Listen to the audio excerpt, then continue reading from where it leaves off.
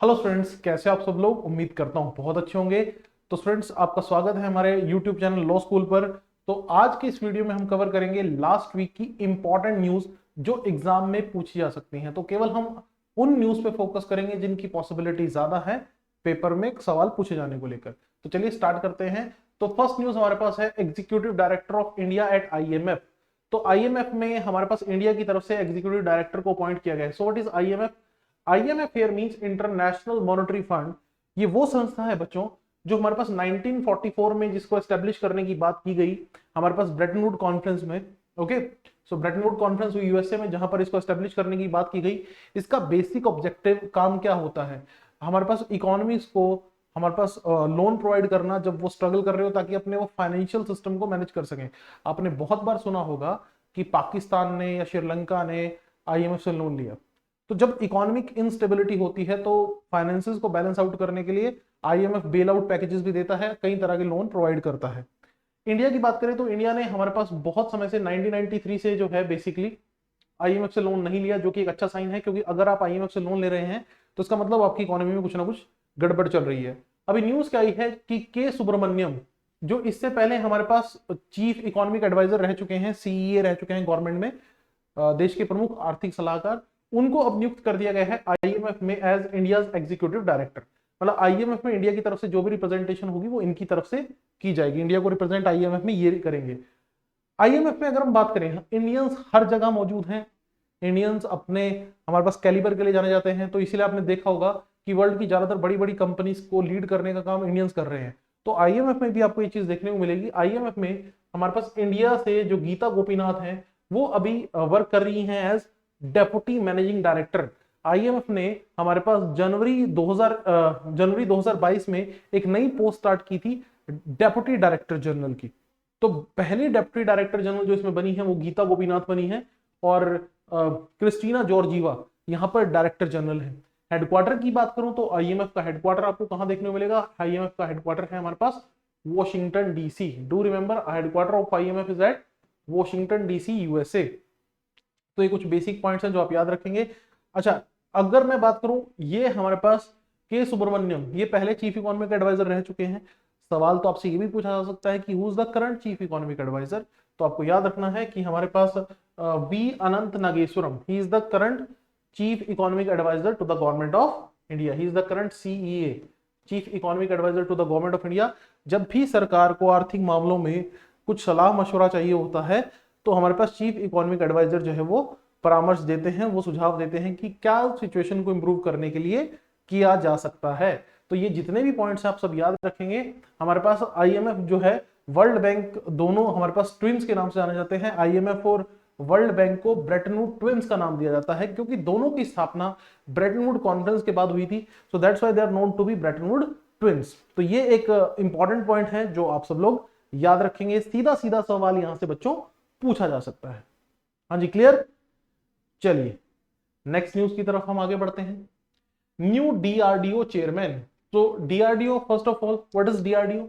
Defence research development organisation. Bharat में जितनी भी मिसाइल्स बनती हैं, जैसा कि आपने कई मिसाइल्स का नाम सुना होगा, ब्रह्मोस है, पृथ्वी है, अग्नि है, ठीक है। तो ये जितनी भी मिसाइल्स बनती हैं सब डीआरडीओ की तरफ से बनाई जाती हैं। ये देश का रक्षा अनुसंधान है। बेसिकली यहाँ पर उन चीजों के ऊपर काम किया जाता है जो इंडिया को रिक्वायर्ड है उसके डिफेंस कैपेबिलिटीज को स्ट्रॉन्ग करने के लिए। तो यहाँ पर जो नए डायरेक्टर अपॉइंट हुए हैं वो कौन? हमारे पास बेसिकली नए चेयरमैन किसको अपॉइंट किया गया है? समीर वी कामत को। So he is elected as the new chairman of DRDO, defence research development organisation, जिसकी स्थापना 1958 में की गई थी। सो डीआरडीओ काम करता है under the ministry of defence, रक्षा मंत्रालय के अंडर ये काम करता है। हेडक्वार्टर डीआरडीओ की बात करूं तो हेडक्वार्टर इसका न्यू दिल्ली में आपको देखने को मिलेगा। डीआरडीओ का हेडक्वार्टर आपको न्यू दिल्ली में देखने को मिलेगा। और डीआरडीओ की मोर देन 50 रिसर्च लैब्स हैं। पूरे भारत में 50 लैब्स हैं। जैसे अगर मैं बात करूं, अभी मैं चंडीगढ़ से लेक्चर ले रहा हूं, तो चंडीगढ़ में हमारे पास स्नो एंड एवलांचे, हमारे पास रिसर्च लेबोरेटरी जो है आपको देखने को मिलेगी। स्नो और एवलांचे के ऊपर रिसर्च वर्क करने के लिए उन्होंने एक लैब चंडीगढ़ में बनाई हुई है। इस तरह की डिफरेंट डिफरेंट लैब्स इन्होंने अलग अलग देश के एरिया में स्थापित की हुई हैं।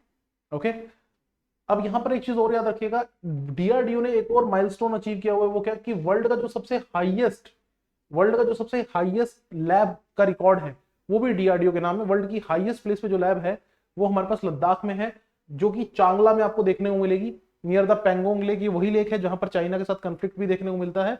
तो यहां पर आपको देखने को मिलेगी वर्ल्ड की सबसे हाईएस्ट लैब, और इसको बनाने का जो क्रेडिट है वो भी डीआरडीओ को जाता है। तो जैसा कि मैंने बात की कि डीआरडीओ का काम होता है मिसाइल्स बनाना, डिफेंस के इक्विपमेंट बनाना। तो अगर एक बार मिसाइल बन जाए, एक बार मिसाइल बन गई, तो जनरली उसे टेस्ट कहां से किया जाता है? सवाल पूछा जा रहा है कि एक बार मिसाइल बन गई तो जनरली उसे टेस्ट कहां से किया जाता है? तो एक बार मिसाइल बन गई तो उसे टेस्ट किया जाता है जनरली फ्रॉम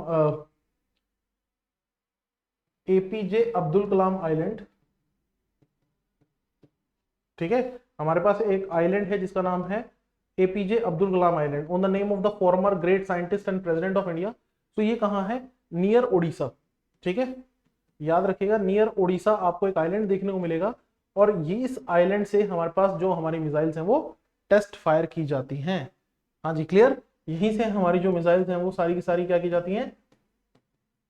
टेस्ट फायर की जाती है। क्लियर। तो ये जो है पॉइंट्स जो है वो याद रखेगा, एग्जाम पॉइंट से रेलिवेंट है, इंपॉर्टेंट है कि हमारी मिसाइल बनने के बाद उसे कहां से टेस्ट फायर किया जाता है। ठीक है, so basically that is the integrated test range, इसको आईटीआर बोला जाता है, integrated test range APJ Abdul Kalam island near Odisha. Okay, चलिए जी। सो एपीजे अब्दुल कलाम के बारे में आप जानते ही होंगे कि he is known to be the missile man of India, इनको मिसाइल मैन ऑफ इंडिया के नाम से भी जाना जाता है। नेक्स्ट न्यूज हमारे पास बच्चे, नेशनल स्पोर्ट्स डे। अब स्पोर्ट्स डे की बात करें, स्पोर्ट्स भारत में अब पिछले कुछ सालों में काफी ज्यादा इंप्रूवमेंट हमें देखने को मिल रही है। अगर आप इंटरनेशनल लेवल पे गेम्स में देखें तो इंडिया का पार्टिसिपेशन भी बढ़ रहा है, और मेडल लाने का जो ट्रेंड है वो भी थोड़ा इंप्रूव होता दिखाई दे रहा है। तो यहाँ पर आप देखिए कि भारत में जो स्पोर्ट्स डे है वो ऑब्जर्व किया जाता है हर साल 29 अगस्त को, in the memory of major Dhyanchand.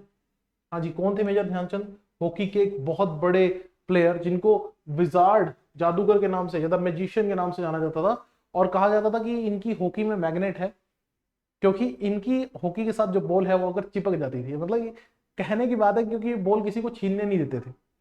तो इनका जो रिकॉर्ड है वो बहुत ही हमारे पास शानदार रहा है। इन्होंने इंडिया को 3 बार ओलंपिक्स में गोल्ड मेडल भी जिताया, 1928, 34 एंड 36।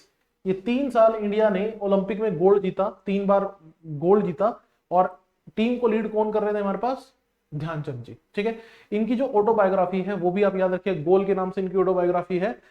तो एक बहुत ही जाने माने खिलाड़ी हैं। ठीक है, और इन्हीं के नाम पर देश का सबसे सर्वोच्च पुरस्कार, स्पोर्ट्स का जो सबसे सर्वोच्च पुरस्कार है वो है सॉरी मेजर ध्यानचंद खेल रत्न अवार्ड।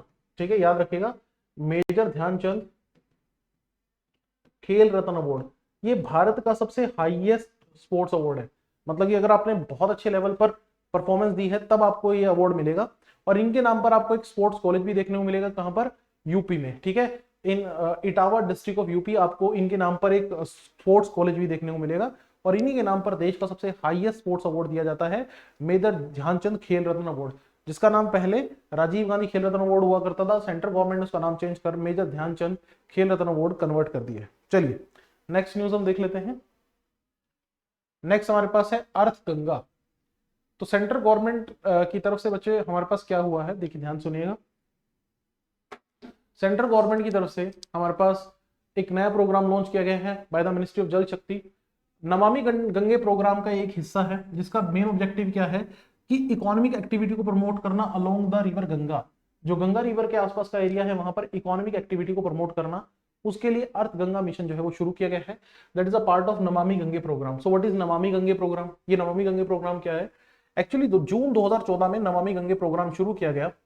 इसमें 2 हिस्से हैं, एक तो अबैटमेंट ऑफ पोल्यूशन, पोल्यूशन को रोकना, और दूसरा हमारे पास rejuvenation of national rivers, national rivers को हमारे पास रेजुविनेट करना।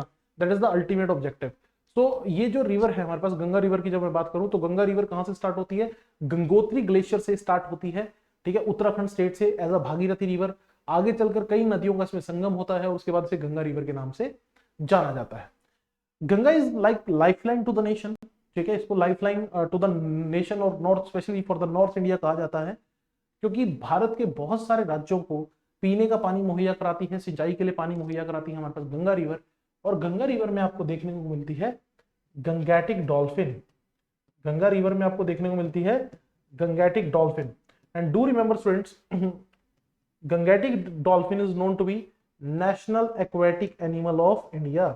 ठीक है, याद रखिएगा, नेशनल एक्वेटिक एनिमल, क्योंकि हमें नेशनल एनिमल तो पता है टाइगर है, लेकिन नेशनल एक्वेटिक एनिमल क्या है? Gangetic dolphin. ये भी पॉइंट मुझे याद रखना है, कहीं ना कहीं मेरे दिमाग में ये पॉइंट क्लियर रहना चाहिए, क्योंकि सवाल यहां से भी सीधा सीधा पूछा जा सकता है और पूछा भी गया है कई बार। ठीक है, सो गंगा जो है वो हमारे पास एक बहुत इंपॉर्टेंट रिवर, और ऑल्दो ये भी हम नहीं भूल सकते कि वर्ल्ड की सबसे पोल्यूटेड रिवर्स में से एक है, सबसे ज्यादा पोल्यूशन इसके लिए हमारे पास देखने को मिलता है, और उसी की साफ सफाई के लिए और उसी को रिवाइव करने के लिए नमामि गंगे प्रोग्राम जो है वो ऑनगोइंग है, जो एक बड़ा प्रोग्राम है। हाँ जी, क्लियर, जो कि एक बहुत बड़ा प्रोग्राम है, और हम उम्मीद करेंगे कि आने वाले समय में हमें गंगा के जो पोल्यूशन है उसमें कुछ रिडक्शन देखने को मिले, उसमें कुछ कमी देखने को मिले। चलिए नेक्स्ट न्यूज की तरफ आगे बढ़ते हैं। हाँ जी, नेक्स्ट न्यूज है हमारे पास 75 ट्राइबल डिस्ट्रिक्ट्स जो हैं उनको आइडेंटिफाई किया गया है एज टीबी इंटरवेंशंस। तो यहां पर समझने की कोशिश कीजिएगा बच्चों कि हुआ क्या है कि ट्राइबल टीबी इनिशिएटिव लॉन्च किया गया है by the ministry of tribal affairs and ministry of health. ठीक है, इनका बेसिक ऑब्जेक्टिव क्या है? जो ट्राइबल एरियाज है, जो आदिवासी एरियाज हैं, वहां पर टीबी की रोकथाम की जाए, वहां पर टीबी को कंट्रोल करने की कोशिश की जाए। इस प्रोग्राम में हमारी हेल्प कौन कर रहा है? हर प्रोग्राम के लिए पैसा लगता है, तो इस प्रोग्राम में हमारी हेल्प कौन कर रहा है? USAID. So what is USAID? That is United states agency, जो हमारे पास बेसिकली एड प्रोवाइड करती है। एड का मतलब हेल्प प्रोवाइड करती है, फंडिंग प्रोवाइड करती है। साथ ही हमारे पास एक फार्मा कंपनी जिसमें इन्वॉल्व है, पिरामिल हेल्थ के नाम से जो फार्मा कंपनी है, वो भी इस प्रोग्राम में इन्वॉल्व है। वो भी हमारे पास हेल्प करेगी, किसमें हेल्प करेगी? हमारे पास टीबी के पेशेंट्स को, नंबर ऑफ पेशेंट्स को रिड्यूस करने में। आपको बता दूं कि हमारे पास इसी के तहत आशावान कैंपेन भी चलाई गई है। हमारे पास ये जो ट्राइबल टीबी इनिशिएटिव है उसी के अंडर हमारे पास आशावान कैंपेन भी चल रही है, जहां पर डोर टू डोर विजिट किया जाएगा और देखा जाएगा कि क्या कोई व्यक्ति टीबी से पीड़ित है या नहीं। देखिए, टीबी के बारे में मैं आपको बता दूं, टीबी एक बैक्टीरिया से होने वाली डिजीज है, और बैक्टीरिया का नाम है माइकोबैक्टीरियम। ठीक है, बैक्टीरिया का नाम है माइकोबैक्टीरियम। ओके, और ये किसको डैमेज करती है? सबसे पहले ये लंग्स को डैमेज करती है। डू रिमेंबर दैट, लंग्स को डैमेज करती है। So India is committed to eliminate tuberculosis from the country by 2025। ठीक है, 2025 तक टीबी को एलिमिनेट करने का इंडिया ने लक्ष्य स्थापित किया है, जो कि एक बहुत ही डिफिकल्ट टारगेट है। डब्ल्यूएचओ क्या बोलता है? डब्ल्यूएचओ बोलता है कि हम पूरे विश्व से टीबी को खत्म कर देंगे बाय 2030। ठीक है, सो ये कुछ प्रोग्राम्स हैं टीबी को लेकर, कुछ पॉइंट्स हैं जो आपको याद रखने हैं कि एक बैक्टीरिया से होने वाली डिजीज है, लंग्स को डैमेज करती है, और भारत में सबसे ज्यादा टीबी पेशेंट्स आपको देखने को मिलेंगे पूरे विश्व के, और भारत ने इसको खत्म करने के लिए लक्ष्य स्थापित किया है 2025, जबकि डब्ल्यूएचओ ने लक्ष्य स्थापित किया है पूरे विश्व से खत्म करने के लिए 2030। तो ये दोनों पॉइंट्स आप याद रखेंगे। चलिए नेक्स्ट न्यूज की तरफ चलते हैं। पीएम इनोग्रेट्स आइकॉनिक अटल ब्रिज। तो हमारे प्रधानमंत्री जी हैं नरेंद्र मोदी, उन्होंने इनोग्रेट किया है अटल ब्रिज। तो ये हमारे पास जो अटल ब्रिज है, क्योंकि अटल टनल भी है, अटल टनल आपको पता होगा हमारे पास हिमाचल प्रदेश में आपको एरिया में देखने को मिलेगी अटल टनल। लेकिन यहां पर आप देखिए कि हमारे पास बेसिकली जो अटल ब्रिज है वो कहां पर है? Sabarmati river in Ahmedabad city. तो अहमदाबाद सिटी जो है वो साबरमती रिवर वहां से होकर गुजरती है, और इस रिवर के ऊपर हमारे पास एक ब्रिज बनाया गया है, जिसको बहुत ही खूबसूरत ब्रिज बनाया गया है, जिसको अटल ब्रिज नाम दिया गया है। इस चीज की डिक्लेरेशन ऑल्दो 25 दिसंबर को ही कर दी गई थी, लास्ट 25 दिसंबर को। देखिए 25 ऑफ दिसंबर को हमारे पास बर्थ एनिवर्सरी होती है अटल बिहारी वाजपेयी की, जिसको हम हमारे पास ऑब्जर्व करते हैं गुड गवर्नेंस डे। ये भी आप याद रखिएगा, 25 of December observed as good governance day. Hindi में बोलते हैं सुशासन दिवस। हिंदी में क्या बोलते हैं? सुशासन दिवस। इंग्लिश में बोलते हैं गुड गवर्नेंस डे। सो यहाँ पर ये एक पॉइंट याद रखने वाला है।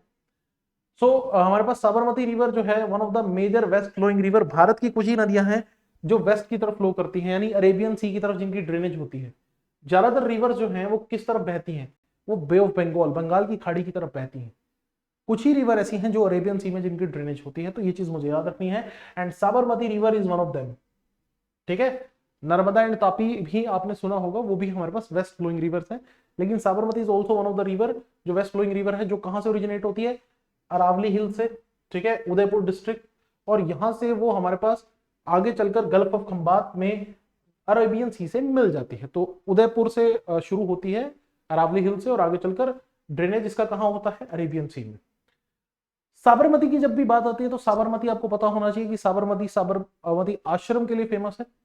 साबरमती एरिया साबरमती आश्रम के लिए फेमस है, जहां पर महात्मा गांधी जी ने हमारे पास आश्रम बनाया था, और वो 1917 से 1930 तक यहीं पर रहे भी थे। ये वही जगह है बच्चों जहां से महात्मा गांधी ने साल्ट सत्याग्रह, हमारे पास आपको पता होगा कि डांडी मार्च जिसको हम बोलते हैं, बहुत ही फेमस डांडी मार्च था। इसकी शुरुआत स्टूडेंट 12 मार्च 1930 को की गई थी, जिसमें हमारे पास गांधी जी ने डांडी नाम के विलेज पहुंचकर, गुजरात में एक डांडी नाम का विलेज है, वहां पहुंचकर नमक बनाया था, और इस तरह से जो गवर्नमेंट का कानून था कि इंडियंस नमक नहीं बना सकते, उस कानून को तोड़ा गया था। और इसी से शुरुआत हुई थी हमारे पास सिविल डिसओबीडियंस मूवमेंट की। जैसे ही महात्मा गांधी जी ने हमारे पास ये नमक बनाने का कानून तोड़ा, तो उसके बाद एक मूवमेंट की शुरुआत हुई, और उस मूवमेंट को हम किस नाम से जानते हैं, that is known to be civil disobedience movement. हाँ जी, क्लियर। तो ये सारे पॉइंट्स आपको याद रखने हैं, that is very important for your exam. Next हमारे पास Lausanne Diamond League. So Lausanne is in Switzerland, ये हमारे पास एक जगह का नाम है। तो यहाँ पर एक इवेंट हुआ था, और यहाँ पर हमारे जो स्टार प्लेयर हैं नीरज चोपड़ा जी, उन्होंने यहाँ पर फिर से बेस्ट परफॉर्मेंस दी है, गोल्ड मेडल जीत लिया है। इन्होंने जेवलिन थ्रो किया 89.08 मीटर, यानी कि जिसके थ्रू इन्होंने टोक्यो में मेडल जीता था जिस लेवल पे, उससे थोड़ा और ज्यादा आगे निकल गए हैं। तो यहाँ पर इन्होंने यहाँ पर डायमंड लीग मीटिंग टाइटल जो है वो जीत लिया है, और पहले वैसे भारतीय बने हैं जिन्होंने ये टाइटल जीता है, ठीक है। इसके अलावा वो पहले ऐसे भारतीय थे जिन्होंने ट्रैक एंड फील्ड में इंडिया के लिए ओलंपिक में गोल्ड मेडल जीता हो। आज से पहले कभी भी ट्रैक और फील्ड इवेंट में इंडिया का कोई भी प्लेयर गोल्ड मेडल नहीं जीत पाया। इवन इंडिविजुअल गोल्ड की बात करें तो इंडिविजुअल गोल्ड में केवल एक ही व्यक्ति हैं जो भारत के लिए गोल्ड जीत पाए थे, नीरज चोपड़ा से पहले, वो थे अभिनव बिंद्रा। तो अभिनव बिंद्रा ने आपको पता होगा, अभिनव बिंद्रा ने हमारे पास शूटिंग में गोल्ड जीता था भारत के लिए। लेकिन ट्रैक एंड फील्ड में जो हमारे पास पहले व्यक्ति हैं, तो वो हमारे पास कौन है, वो हमारे पास नीरज चोपड़ा है। तो टेक्निकली अभी तक भारत के केवल 2 ही खिलाड़ी ऐसे हैं जो ओलंपिक में इंडिविजुअल लेवल पर गोल्ड मेडल जीत पाए हैं, one is Abhinav Bindra, another one Neeraj Chopra. तो दोनों के नाम याद रखेगा। अब जेवलिन थ्रो की जब भी बात आती है तो आजकल जेवलिन का बहुत ज्यादा बोलबाला है, जेवलिन के बारे में बहुत ज्यादा बात होती है। तो यहां पर मैं आपको बताना चाहूंगा कि सवाल क्या पूछा जा सकता है कि जो जेवलिन का वेट होता है जिसको यूज किया जाता है, उसका वेट कितना होता है, मिनिमम 800 ग्राम, ठीक है, फॉर मैन, और वुमेन के लिए मिनिमम 600 ग्राम। तो ये वेट प्रेस्क्राइब्ड है, इससे कम का जेवलिन आप थ्रो नहीं कर सकते एज पर द स्टैंडर्डाइजेशन, ठीक है। जो ट्रैक एंड फील्ड इवेंट की स्टैंडर्डाइजेशन है उसके अकॉर्डिंग ये चीज बताई गई है। नेक्स्ट न्यूज फ्रेंड्स हमारे पास India US joint military exercise 2022। तो आइए जी एक न्यूज समझ लेते हैं हमारे पास हुआ क्या है रिसेंटली। इंडिया और यूएसए के बीच में जॉइंट मिलिट्री एक्सरसाइज हुई है। पिछले कुछ समय में अगर आप ध्यान दें तो यूएसए ने इंडिया के साथ अपना रिलेशन स्ट्रेंथन करने की कोशिश की। इसमें इंडिया का तो हित है ही है, इंडिया का तो बेनिफिट है, लेकिन यूएसए हर काम अपने बेनिफिट के लिए करता है। चाइना की जो डोमिनेंस है एशिया पैसिफिक रीजन में वो लगातार बढ़ती जा रही है। इस डोमिनेंस को, इस प्रभाव को कम करने के लिए एक ही रास्ता है, और वो रास्ता क्या है कि इंडिया की हेल्प ली जाए। और इंडिया की हेल्प लेते हुए हम जो है यूएस वाले चाहते हैं कि हम चाइना के इन्फ्लुएंस को कम कर सकें, चाइना के दबाव को थोड़ा कम किया जा सके। तो over the period of time वो लगातार भारत को हथियार बेच रहा है, जिससे उसकी आमदनी भी होती है, पैसा भी कमाता है। साथ ही साथ हमारे पास जो चाइना का इन्फ्लुएंस है उसको भी काउंटर करने में यूएस को हेल्प मिलती है। तो यहाँ पर आप समझिए कि इंडिया और यूएसए ने अभी एक joint special force exercise conduct की जिसका नाम था वज्र प्रहार। तो पेपर में आपसे सवाल पूछा जाता है कई बार कि वज्र प्रहार नाम की मिलिट्री एक्सरसाइज इंडिया ने किस कंट्री के साथ मिलकर कंडक्ट की। तो that is between India and US, जो कि कहाँ हुई, बकलो हिमाचल प्रदेश में। तो हिमाचल प्रदेश के हमारे पास ठंडे इलाके में जो है ये एक्सरसाइज परफॉर्म की गई। अगर हम बात करें राइट नाउ हमारे पास 46 प्रेसिडेंट जो है यूएस के, वो कौन है हमारे पास, जो बाइडन, जिन्होंने डिफीट किया था डोनाल्ड ट्रंप को, ठीक है। Joe Biden defeated Donald Trump, to became the 46th president of USA. और Kamala Devi Harris, she is the vice president, ये पहली हमारे पास Indian American women vice president है जो हमारे पास कंट्री में देखने को मिली है। पहली बार आप कह सकते हो कोई कलर्ड वाइस प्रेसिडेंट जो है in the history of US वो बन पाए हैं। बहुत इंपॉर्टेंट पोजीशन होती है वाइस प्रेसिडेंट की। अगर मैं यूएस की बात करूं, इवन यूएसए जो है वो इंडिया के साथ over the period of time 2+2 हमारे पास मीटिंग्स भी कंडक्ट करता है। ये 2+2 मीटिंग्स क्या है, देखिए यूएस चाहता है कि इंडिया से हमारे पास डिफेंस और बायलैटरल रिलेशन स्ट्रेंथन किए जाएं, डिफेंस रिलेशन भी और बायलैटरल रिलेशन भी। तो 2+2 मीटिंग्स इंडिया कई कंट्रीज के साथ कंडक्ट करता है। इस 2+2 मीटिंग में क्या होता है कि इंडिया की तरफ से एक तो इंडिया के डिफेंस मिनिस्टर जाएंगे। तो who is the current defence minister of India? Rajnath Singh. ठीक है, तो इंडिया की तरफ से एक तो जाएंगे राजनाथ सिंह जो कि भी डिफेंस मिनिस्टर हैं, या कल को डिफेंस मिनिस्टर चेंज होता है तो वो जाएंगे। अभी राजनाथ सिंह है तो राजनाथ सिंह गए थे। इसके अलावा हमारे पास जो एक्सटर्नल अफेयर मिनिस्टर हैं, ठीक है, जो एक्सटर्नल अफेयर मिनिस्टर हैं वो हमारे पास जाएंगे। और एक्सटर्नल अफेयर मिनिस्टर आप जानते हैं कौन है, वो है हमारे पास एस जयशंकर साहब। ठीक है, हमारे पास who is the current, that is S Jaishankar, ये is the current external affair minister. हाँ जी, क्लियर। तो इनका नाम भी आप याद रखेंगे, एग्जाम पॉइंट से रेलिवेंट है और इंपॉर्टेंट है। क्लियर। चलिए जी, नेक्स्ट हमारे पास अगर मैं बात करूं, नेक्स्ट न्यूज हमारे पास और यूएस की तरफ से भी हमारे पास इसी काउंटर पार्ट में जो लोग हैं वो आएंगे। जैसे इंडिया की तरफ से हमारे पास फॉरेन मिनिस्टर और डिफेंस मिनिस्टर, तो यूएस की तरफ से फॉरेन मिनिस्टर डिफेंस मिनिस्टर आएंगे। हाँ जी, क्लियर। चलिए जी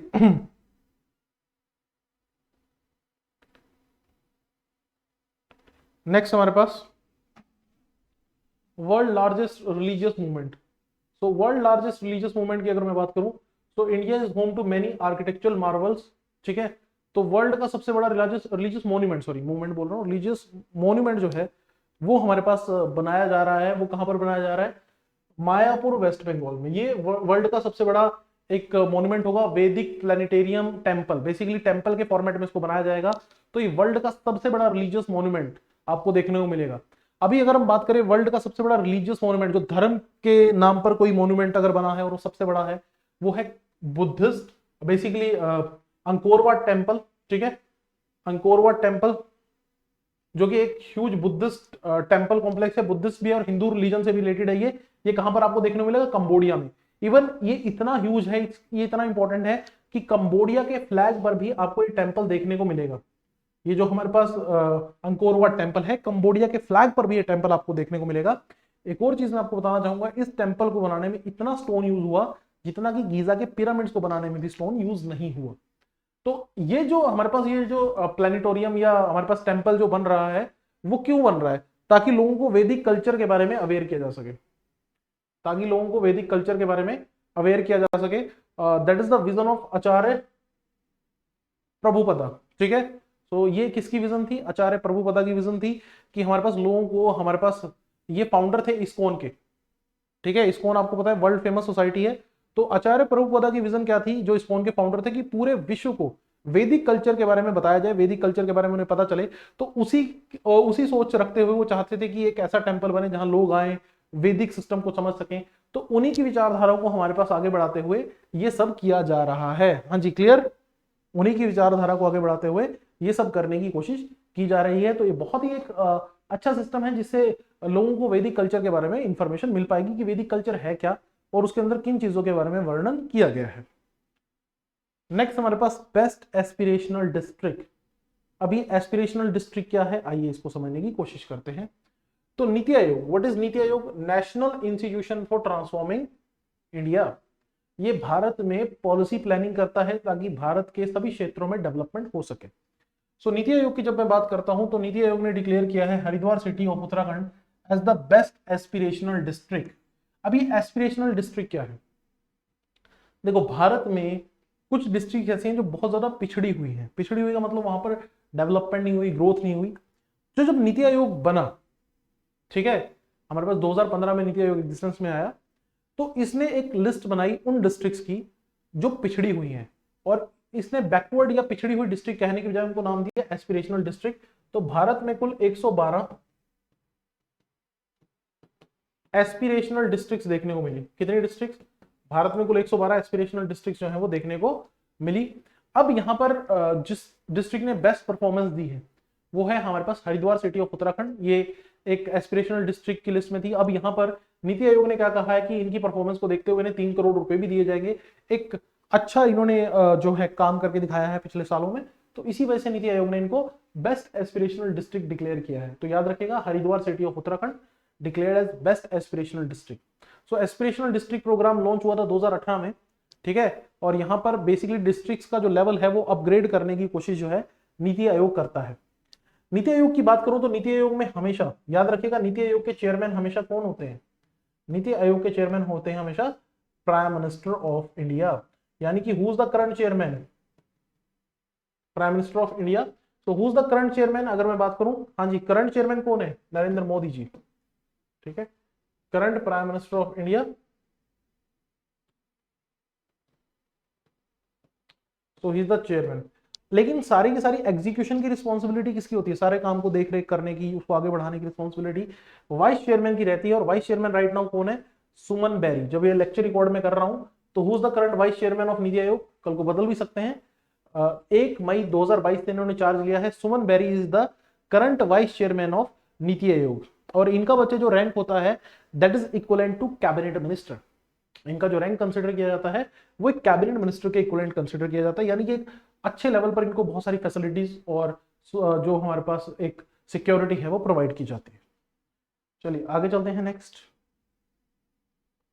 तेजस मार्क 2 प्रोजेक्ट। अब ये क्या है बच्चों?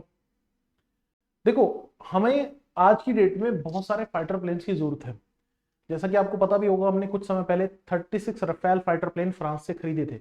लेकिन हमें इससे कहीं ज्यादा फाइटर प्लेन्स की जरूरत है अगर हमें पाकिस्तान चाइना को टैकल करना है तो यहां पर आपको पता होना चाहिए कि भारत ने अब तक, आजादी से लेकर अब तक, जब से भारत आजाद हुआ है तब से लेकर अब तक एक ही फाइटर प्लेन खुद से बनाया है जिसका नाम है तेजस, ठीक है। ये L3 तेजस। तो तेजस एक सिंगल इंजन हमारे पास फाइटर एयरक्राफ्ट है जिसको मैन्युफैक्चर कौन करता है? HAL, Hindustan aeronautics limited, okay, इसको मैन्युफैक्चर करता है। ये गवर्नमेंट की कंपनी है, जैसे DRDO है, जैसे BSNL है, इसी तरह से गवर्नमेंट की कंपनी है। अब तेजस के लिए ऑलरेडी गवर्नमेंट ऑर्डर कर चुकी है और तेजस के जो मैन्युफैक्चरिंग है वो चल रही है। और तेजस प्लेन्स को जल्दी ही इंडियन एयरफोर्स में शामिल कर लिया जाएगा और कुछ प्लेन्स को ऑलरेडी किया जा चुका है। लेकिन हमें फ्यूचर में तेजस से एडवांस फाइटर प्लेन्स की रिक्वायरमेंट होगी। तेजस से काम नहीं चलेगा, उससे भी एडवांस फाइटर प्लेन की रिक्वायरमेंट होगी। तो इसीलिए गवर्नमेंट ने डिसाइड किया है कि अब बनाए जाएंगे तेजस के अगले जनरेशन का fighter aircraft, that is LCA Mark 2, ठीक है। LCA means light combat aircraft, हल्का लड़ाकू विमान, जिसका नाम होगा तेजस Mark 2। तो तेजस Mark 2 जो है वो हमारे पास 4.5 जनरेशन मशीन होगी और इसको भारत में ही बनाया जाएगा। किसके द्वारा? इसको बनाया जाएगा HAL के द्वारा। सो आपको मैं बता दूं कि भारत में अभी एक फाइटर प्लेन बना है जिसका नाम है तेजस, लेकिन अब इसका एक एडवांस वर्जन भी जल्द ही बनाया जाएगा और उसका नाम रहेगा तेजस Mark 2, और जो कि 4.5 जनरेशन फाइटर एयरक्राफ्ट होगा। आपको मैं बता दूं कि रफेल जो हमने खरीदा था, रफेल को बनाने का काम कौन करता है? डसो एविएशन, ये फ्रांस की कंपनी है, ये फ्रांस की कंपनी है। सो रफेल भी एक 4.5 जनरेशन फाइटर प्लेन था और तेजस Mark 2 भी एक 4.5 जनरेशन फाइटर प्लेन होगा। और ये हम क्यों कर रहे हैं? क्योंकि आने वाले टाइम में आपको बता दूं कि भारत के जो फाइटर प्लेन्स है जगुआर और मिराज 2, ये रिटायर हो जाएंगे अगले 10 सालों में। तो इनकी जगह लेने के लिए हमारे पास तैयार किया जाएगा तेजस Mark 2 को, okay. Indian navy new ensign, हाँ जी, देखिए इंडियन नेवी ने एक नया एनसाइन लॉन्च किया है जो हमारे पास इंस्पायर्ड है छत्रपति शिवाजी महाराज जी की सील से। सील का मतलब क्या होता है? तो मोहर हिंदी में बोलते हैं। Actually Chhatrapati Shivaji is known to be father of Indian navy.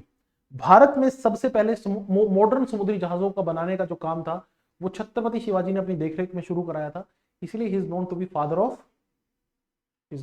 Of Indian navy. Indian navy अभी तक जो फ्लैग या इंसाइन यूज कर रही थी उसमें सेंट जॉर्ज क्रॉस देखने को मिलता था, जो ब्रिटिशर्स ने हमारे पास इंट्रोड्यूस करवाया था। तो ब्रिटिश टाइम पीरियड का एक इंसाइन जो है, आप साइन समझ लीजिए, सिंबल समझ लीजिए, उसको यूज कर रहे थे। इसको रिमूव कर दिया गया है, उसकी जगह एक हमारे पास एक ऑक्टागन, ठीक है, ऑक्टागन शेप की एक सील जो है वो यूज की जाएगी नए एनसाइन में, जिसको प्राइम मिनिस्टर मोदी ने लॉन्च किया है। लेकिन उससे भी खास बात क्या है कि इंडिया ने लॉन्च किया है अपना पहला एयरक्राफ्ट कैरियर। तो एयरक्राफ्ट कैरियर जिसको हिंदी में बोलते हैं विमान वाहक पोत, तो उसका नाम है आईएनएस विक्रांत। आईएनएस विक्रांत को बनाया है कोचिन शिपयार्ड लिमिटेड ने। ठीक है, ये भारत का पहला खुद से बनाया हुआ एयरक्राफ्ट कैरियर है।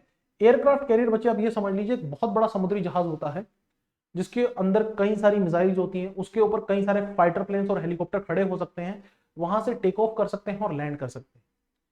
तो इंडिया के पास अभी 2 एयरक्राफ्ट कैरियर हैं। एक ऑलरेडी हमने पहले रशिया से परचेज किया था जिसका नाम है आईएनएस विक्रमादित्य, ये वर्किंग है। आईएनएस विक्रमादित्य ये अभी ऑपरेशनल है। और दूसरा एयरक्राफ्ट कैरियर जो अभी इंडिया ने खुद बनाया है उसका नाम है आईएनएस विक्रांत। तो इंडिया के पास अभी राइट नाउ 2 एयरक्राफ्ट कैरियर आपको देखने को मिलेंगे। ओके, इंडिया के पास 2 एयरक्राफ्ट कैरियर। इंडिया ने जो सबसे पहली वॉरशिप बनाई थी, खुद से जो लड़ाई लड़ने वाली शिप बनाई थी, उसका नाम था आईएनएस अजय 1960 में। और जो भारत ने पहला फ्रिगेट बनाया था उसका नाम था आईएनएस नीलगिरी इन 1968। तो भारत जो है वो लगातार अपने लेवल पर भी प्रोडक्शन डिफेंस में करता जा रहा है, जो कि एक अच्छा साइन है। क्योंकि अगर हम खुद से डिफेंस प्रोडक्शन करेंगे, इक्विपमेंट प्रोडक्शन करेंगे, तो फॉरेन कंट्रीज के ऊपर जो हमारी डिपेंडेंसी है वो लगातार कम होती चली जाएगी। ओके, नेक्स्ट न्यूज है हमारे पास स्टूडेंट, न्यू सीईओ स्टारबक्स। हाँ जी, स्टारबक्स की बात करें तो वर्ल्ड की सबसे फेमस कॉफी चेन है, आपको पता होगा। और इंडियंस आपको हर जगह मिल जाएंगे। मतलब मैं ऑलरेडी बता रहा था कि यूएसए की ज्यादातर बड़ी एंटिटीज को इंडियंस लीड कर रहे हैं। तो यहां पर आप देखने को मिलेगा कि लक्ष्मण नरसिम्हन, जो इससे पहले रैकेट बेंसीकर के सीईओ थे, जो एक हमारे पास फार्मा कंपनी है, तो अब वो लीड करेंगे हमारे पास किसको, कॉफी जायंट स्टारबक्स को। इसके अलावा अगर मैं बात करूं अमेरिकन कंपनीज में, जो टॉप अमेरिकन कंपनीज है, हर अमेरिकन कंपनी की बात नहीं कर रहा हूं, फिर तो लिस्ट बहुत लंबी हो जाएगी। टॉप अमेरिकन कंपनीज की बात करूं तो उनको इंडियंस लीड कर रहे हैं, जैसे सुंदर पिचाई जो है गूगल और अल्फाबेट के सीईओ हैं, अरविंद कृष्णा आईबीएम के सीईओ हैं, सत्य नडेला माइक्रोसॉफ्ट के सीईओ हैं, शांतनु नारायण एडोबे के सीईओ हैं, अजय पाल सिंह बांगा ये हमारे पास मास्टर कार्ड के सीईओ हैं। तो ये कुछ टॉप कंपनीज हैं जहां पर आपको इंडियन सीईओ देखने को मिल रहे हैं। तो इस सबसे मैं ये एक कंक्लूजन निकाल सकता हूं कि इंडियंस की प्रेजेंस आपको ग्लोबल लेवल पर फील होगी, जहां पर इंडियंस बहुत अच्छे से परफॉर्मेंस दे रहे हैं। और इसी वजह से उनको हमारे पास मौका मिलता है कि वो बड़ी बड़ी कंपनीज को लीड कर सके, क्योंकि उन्होंने एग्जाम्पल सेट किया है कि we are very hard working, ठीक है, और हम कंपनीज को अच्छे से लीड कर सकते हैं। तो ये थे हमारे पास स्टूडेंट लास्ट वीक के इंपॉर्टेंट करंट अफेयर्स। उम्मीद करता हूं आपको कुछ नया जानने को मिला होगा। वीडियो पसंद आई हो तो लाइक और शेयर जरूर कर दीजिएगा। और आप हमारे चैनल पे अगर नए हैं तो चैनल सब्सक्राइब जरूर कर लीजिए और अपने फ्रेंड्स के साथ भी चैनल के बारे में इंफॉर्मेशन शेयर कर सकते हैं। Thank you students, God bless you all.